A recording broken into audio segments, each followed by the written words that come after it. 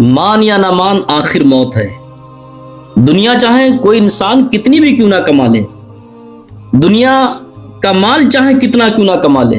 ایک نہ دنیا بھی چھوٹے گی اور حاصل شدہ مال بھی چھوٹ جائے گا۔ اگر کوئی چیز کام آئے گی تو نیک صالح اعمال کام آئیں گے، اس کے سوا دنیا کی کوئی چیز کسی انسان کے کام آنے والی نہیں ہے۔ اور میدان محشر بھی قائم ہوگا، یہ ہمارا ایمان ہے، تمام مسلمانوں کا ایمان ہے کہ میدان محشر قائم ہوگا، نفسی نفسی کا عالم ہوگا، حساب و کتاب بھی ہوگا، ہر کسی چیز کا حساب و کتاب لیا جائے گا، اور اللہ تبارک و تعالیٰ جنتیوں کو جنت میں بھی بھیجے گا، جہنمیوں کو جہنم میں بھی ڈالے گا۔ لیکن ایک بات یاد رکھو، جس وقت جنتیوں کی جماعت جنت کی طرف جائے گی اور جہنمیوں کی جماعت جہنم کی طرف جائے گی، اس وقت کا عالم کیا ہوگا؟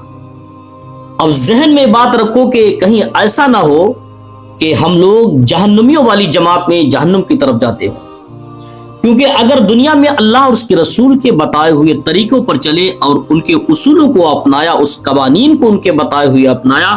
تو جنتیوں کی جماعت میں شامل ہوگے، اور اگر اللہ کی اور رسول اللہ کی نافرمانی کرتے رہے تو ہم لوگ جہنمیوں کے بھی جماعت میں ہو سکتے ہیں،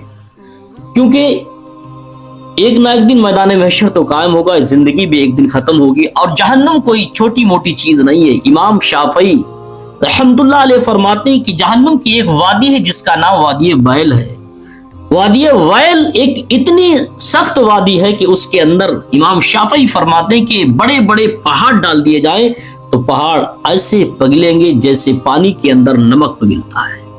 یہ ہمارے تمہارے بدن کی تو کوئی اوقات نہیں ہے، لیکن جب اللہ تبارک و تعالی جہنمیوں کو حکم دے گا کہ جہنم میں جاؤ، فرشتوں کو حکم ہوگا کہ ان کو ناک کے بل گھسیٹ کر کڑیل کر جہنمیوں کو جہنم میں پھینک دو،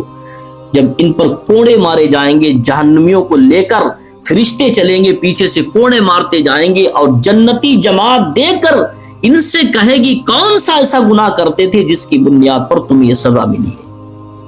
یہ کون سا تم لوگ ایسا گناہ کرتے تھے جس کی بنیاد پر تم جہنم میں جا رہے ہو؟ جب جنتی لوگ جہنمیوں سے سوال کریں گے کس بنیاد پر تم جہنم میں ڈالے جا رہے ہو، تو جہنمی جو آنسو بہاتے ہوئے رو رو کے کہیں گے ہماری جہنم میں جانے کی وجہ صرف یہ ہے کہ دنیا میں رہ کر ہم نماز نہیں پڑھا کرتے تھے۔